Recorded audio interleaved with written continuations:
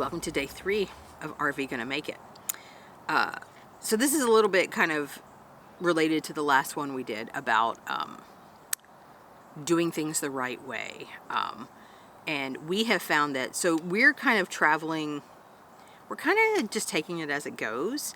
And it seems like people have thoughts about what we should be doing, and they like to tell us, which is fine. It's nice to have other opinions, but for instance, we are towing, nope, we are not towing anything, actually. We are? It's invisible. I'm driving this CRV with the dog, and she's harnessed in the back. It's actually safer for her. We want to have our car. It's a 25-foot RV. It could pull the car, not this car. We'd have to have like a flat trailer to tow it on, and then what are we going to do with the trailer? We don't want to do anything with that. So for us, it doesn't really work to tow it. Maybe down the line we might. The car is already paid for because we traded in 2 vehicles to go down to 1 when we started doing our traveling, doing travel nursing 3 years ago when we were traveling by the CRV. Anything that would fit in the CRV, that was our life. Everything that we had fit in the CRV, and we traveled like that for 3 years, staying in hotels and Airbnbs. So we already have the car and it's paid for, and we were like, why not keep it? Because we want to have a car. I love a car. Like, we need a car. Yeah, like what if we need to take Allie to the vet or something, or like, you know, we don't want to have to unplug. We're in a place right now where we have friends, so we were going and seeing them.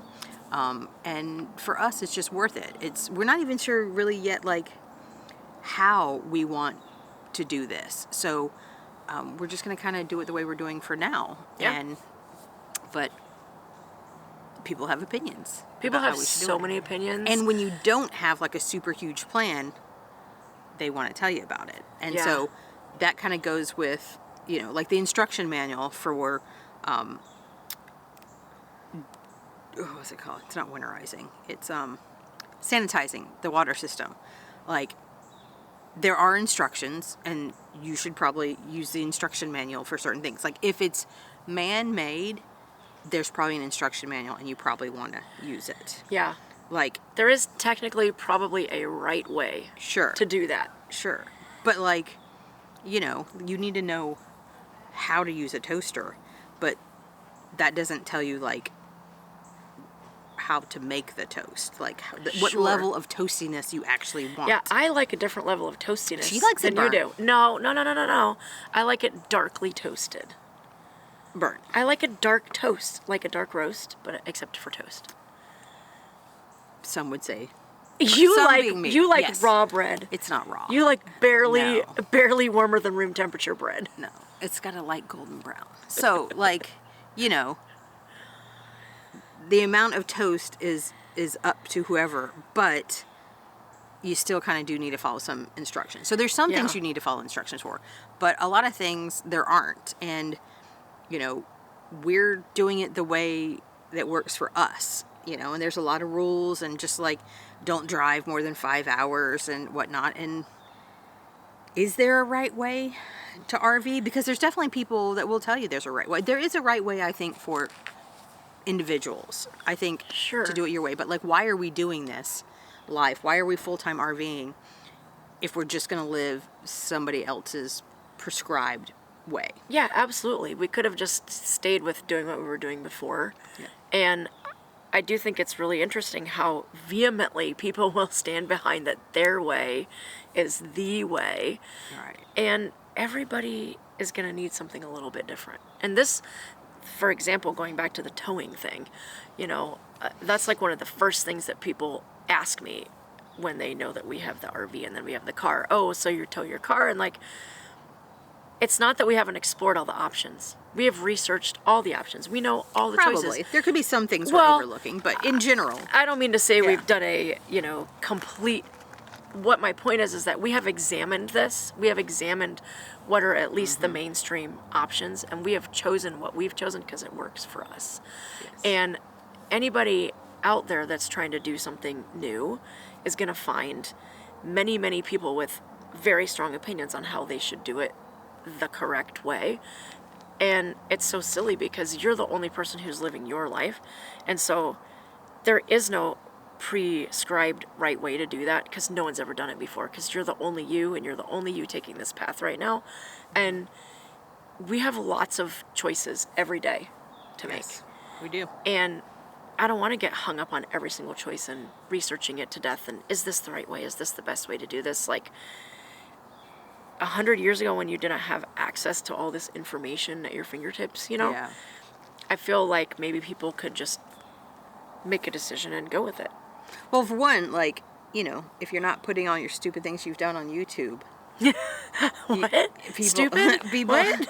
people don't, they can't say anything about, like, you know, we have more exposure to people's stupid mistakes. Well, that's or true. That's true. just mistakes. But even, like, you know, I mean, why do we want to know the right way anyway? You know, it's basically out of fear of making the wrong choice or doing the wrong thing. And I think that's kind of society kind of makes us not want to do things wrong. Yeah, I don't want to take Yeah. a chance. People get, you know, it's easy to just grow kind of comfortable with where you're at, and you think, you know, I know what are the consequences of this. And sometimes that feels safe and easy, but it also can feel really kind of soul crushing and Yeah. just uninspired. And trying something new comes with a certain amount of risk, always. Yeah. But, you know, most of the time, our worst fears are never realized. No. And most of the time, things seem to pretty much work out. So, Yeah, and the things that you plan for to, like, overcome don't even happen often. Like, Yeah, those are that's not true. the things that happen that you have to plan.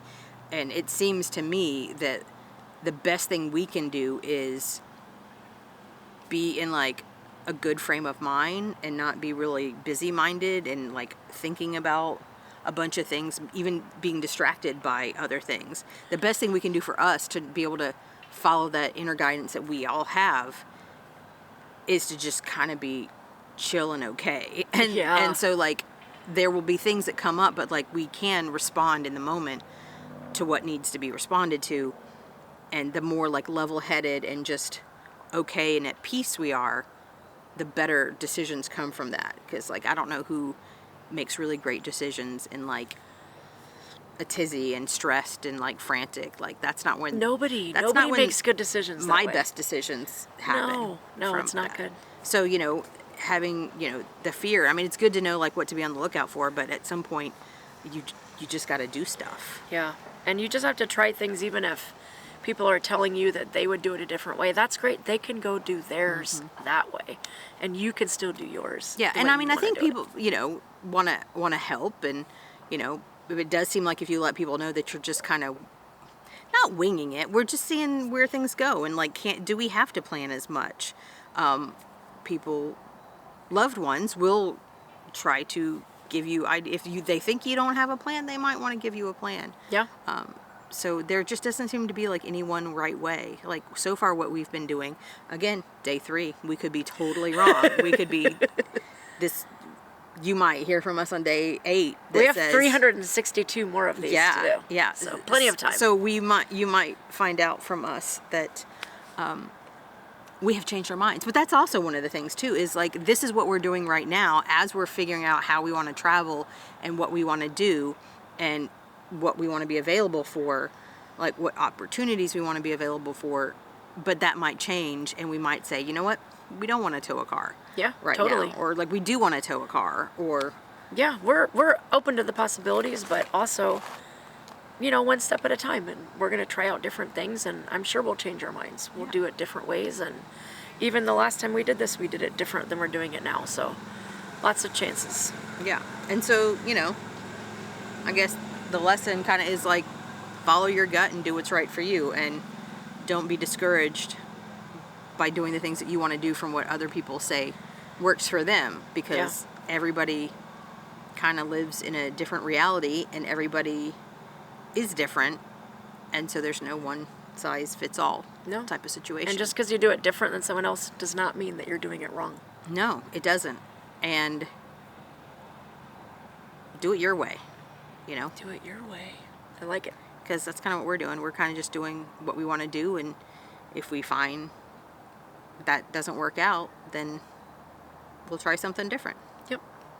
So now we get to see what day 4 brings to us. Talk to you then. See ya.